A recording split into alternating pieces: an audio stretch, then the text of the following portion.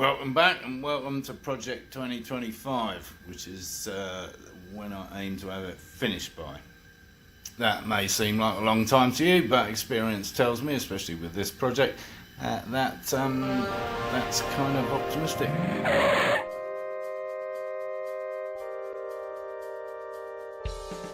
So if you watched my short 3-year celebration video, if you had a guess at it, I would have already let you know whether you're right or wrong as to which bike I've invested in, and I use the term loosely, although these bikes in pristine condition can fetch a pretty penny, and my good friend Tim of Purple Helmet Motorcycles is horrified that I might do anything other than restore this, which I fully understand.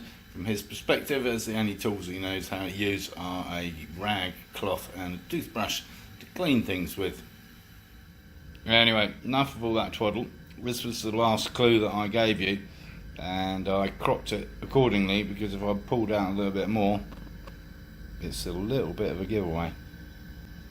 Folks, we have ourselves a Moto Guzzi, a 1975 850T. I have to tell you, my dear wife was very excited when I said I was going to Phoenix to pick up a Guzzi, because, bless her, she thought I meant Gucci. There's a number of oddities with this bike, including the side stand at the front, the giant size starter motor, and the giant size battery to power said starter motor. Of course, it has that beautiful V-twin. A suitably dim 1975 headlight, very much a candle in a beer bottle, and yes, it does run, although it barely starts. There's hardly enough juice in the almost new battery to turn it over. When I say it's large, I'm not kidding. That's a bloody car battery. Actually, apparently it's not. It's a lawnmower battery. Overall condition is kind of just a little bit scruffy and old. The history on the bike is that it was a friend of the guy that I bought it off, and he put it in storage for 8 odd years. The guy I actually went to see and bought it from, a very interesting chap, and he's currently retired and restoring a number of bikes, including, he showed me a couple of really old 1960 Ducatis, a 250 and a 125. Had this amazing rack of engines. So I'd allowed half an hour to have a look at the bike and make my mind up and pick it up, and of course, needless to say, that trebled, so I was a little bit late home. So right now I'm not actually going to do anything with it at all. I'm going to just look at it and ponder things. I'm going to remove things like that, obviously, and a few other bits and pieces, and start potentially selling parts on eBay to fund whatever I need to get. Another interesting part of this bike is that the gear shift is a 1 up 4 down, as opposed to your normal 1 down 4 5 up. Last time I remember that configuration, I was 16. Yamaha FS1-E, which I believe was 1 up 3 down. That's right, isn't it, Mr. Sansom? As you can see, we managed to squeeze her in, and there she shall stay until such time as I've finished one of the other projects and have time to really start thinking about what I want to do. Little secrets of this bike that the gentleman let me into is that the 850 motor has actually been bored out to 950, and although it has standard carbs, if I were to fit 32s or 36s, then it'd be considerably faster. I think that 140 is still a little bit optimistic. It's not all original. Apparently this switchgear is Yamaha, and a little bit iffy. God knows what that kill switch is. It's horrible. These crash bars are definitely coming off.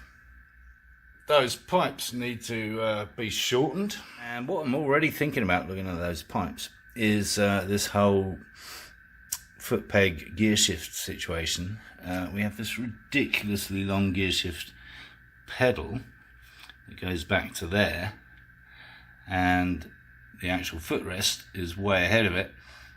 So this could be a bike that would be easy to put some rear sets on back here and just shorten the gear shift. Anyone paying attention would have realised that I'm looking at the wrong side of the bike. That's the brake pedal, but same deal. Although actually on the gear shift side of things is a little bit more complicated.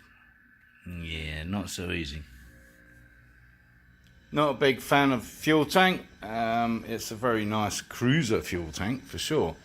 But what I'm thinking of doing is swapping it out for the 750 sports model, which this gentleman also had one of there. The fuel petcock situation itself is kind of complicated. There's one each side of the tank,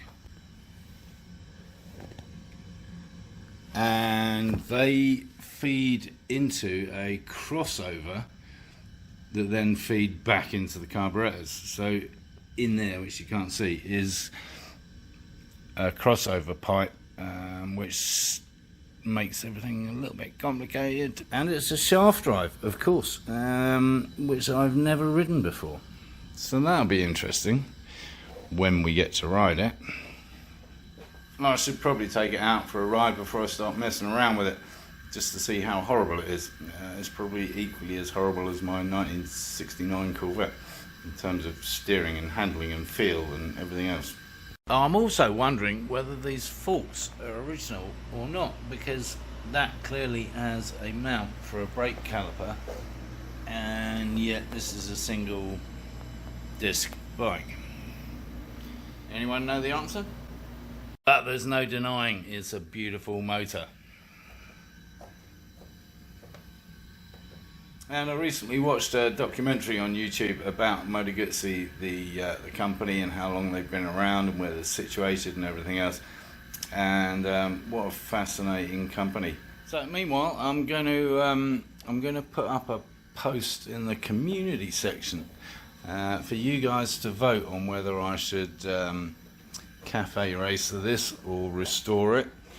If your vote's going to be for the last option, you're probably going to lose. If it was in better condition to start with, I might be tempted, but you could sway me. And this time around, I'm going to try to be a lot more systematic about how I go about the build and the videos themselves, in terms of dealing with specific things in specific episodes. You know what I'm like, I'm all over the shop. Anyway, that's it for now. Got things to think about. Thanks as always for tuning in. If you thought the video was any good, give it a thumbs up. If you haven't already, subscribe down here, because you'll need to follow this project. And of course, encourage others to watch my lunacy.